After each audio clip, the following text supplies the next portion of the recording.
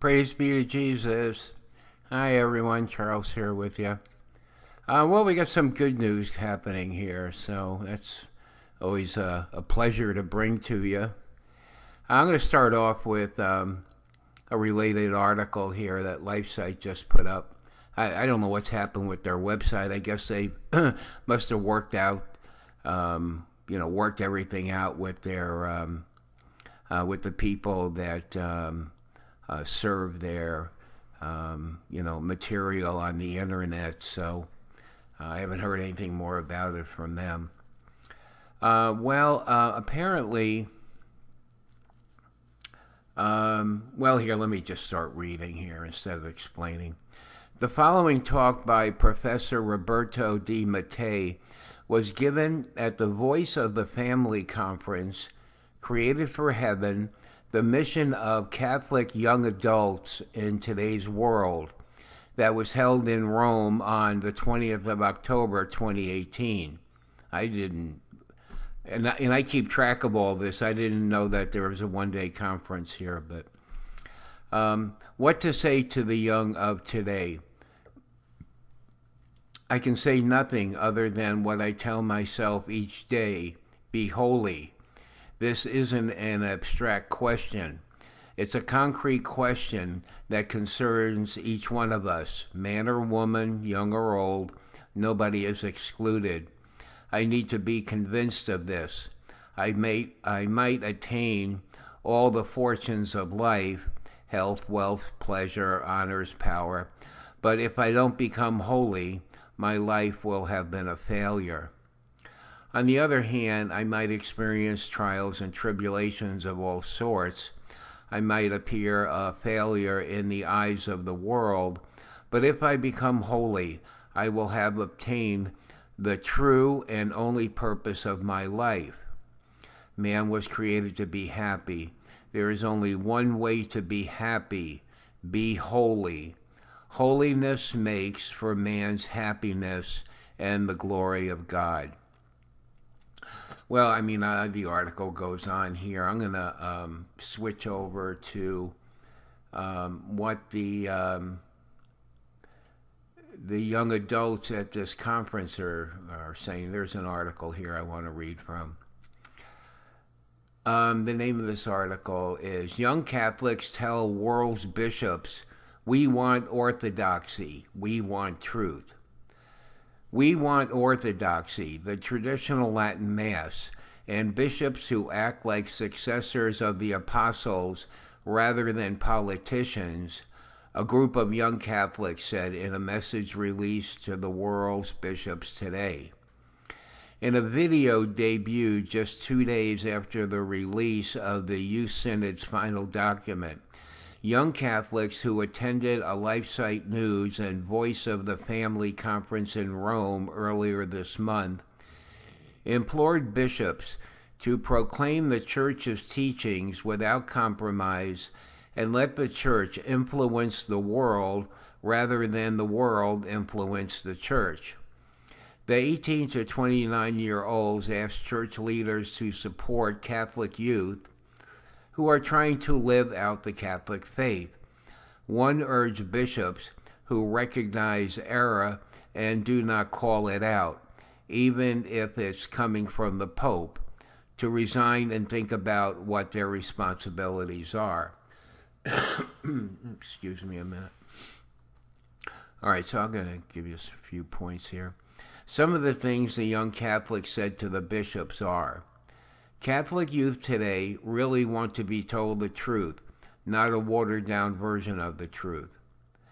Please protect Catholic tradition because that is what our Lord would want. Without following the Lord's will, what good are we actually going to do? He knows better than we do. One reason why the young loved John Paul II so much was because he told them fortification was wrong, and he told them in love. We want orthodoxy. We want the Latin Mass. We want religious orders that wear their habits. We want big families. We want everything that the Church has taught for 2,000 years. Do not listen to the world, but rather allow the world to listen to Christ. Young people today don't want the faith to be handing us what the world is handling. Let me get that over again. Young people today don't want the faith to be handing us what the world is handing us. We want to have the unique truth that is found only in the church. There isn't a crisis of vocations, but there's a conspiracy against vocations, especially for those who appreciate the traditional Latin Mass.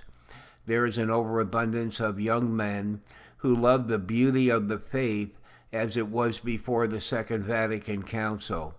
They've been suppressed by their bishops, by those at the Vatican, and by their local clergy too, who seem to dismantle that vocation.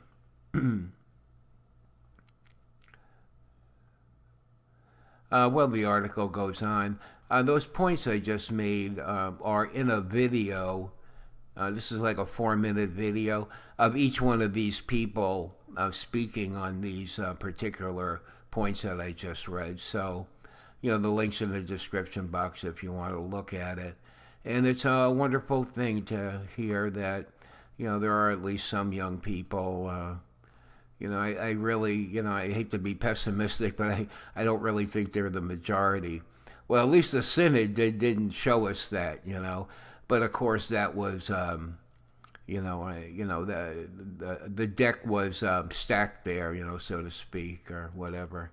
I was thinking about the Synod, and I thought, well, it's one thing for the Pope to change the whole concept of governing the church. In other words, giving a Synod more power and whatever. I mean, that's its own issue. But what struck me all of a sudden was that, we know that, these people are picked carefully. I'm sure the Pope has a list of every cardinal and bishop and what side of the fence they're on, or if they're walking the center line of the fence. He knows all this, so, they make sure of the outcome, like Bishop Barron said. I repeated twice on other videos what he had said. What struck me is that, their ability to give the Pope something that he could rubber stamp and say, all right, this is now official teaching of the Catholic Church. That's one issue. The thing is, if the Synod was actually made up of all the cardinals, all the bishops, in other words, the whole church, the whole worldwide church was represented, and all of them got to vote. Now, there's more than 5,000 bishops, but so what, I'm sure Rome could handle it. If they all voted, and they knew what they were voting for, not like, there weren't, the problems with understanding Italian, and, this person doesn't understand, or this bishop or cardinal didn't understand, or apparently quite a few of them didn't understand Italian, and there wasn't anybody there to interpret. I almost feel like I got to be careful about what I say, but I almost feel like these things aren't just coincidences, Now, they could be, but, it really brings to mind that all this was very much done on purpose, and, But anyway, if all the cardinals and bishops got to vote on something, then, it would carry a lot more weight in everybody's eyes, I think, Not that we have to agree with it, but, at least it would be fair, it would take out this whole idea of stacking the deck. Well, anyway, here, I've talked long enough about all this here, so I don't know, there's a prayer coming up. Well, but it's nice to see some young people speaking up. Okay, well, we'll talk to you later. Take it easy. Bye.